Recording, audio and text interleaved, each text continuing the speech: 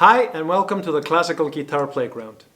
This is the third video in a sight reading mini-series where I cover the basic notes in the first position of the guitar. If you haven't already seen the first two videos and you want to learn the basic notes, then click on the link in the description and watch those videos before you start with this one. The purpose of this video is to give you exercises that will help solidify the notes in your memory. And if you already know the notes and you just want to go through the exercises, then be my guest. There's a link in the description to the downloadable exercises. Now let's get started.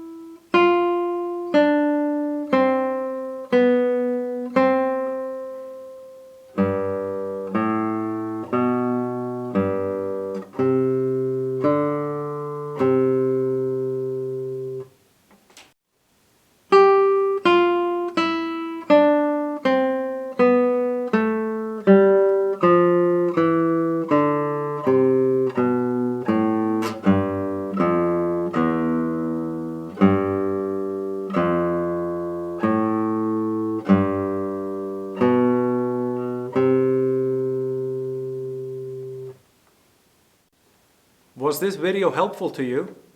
Then please hit the like and subscribe button. Thank you for watching.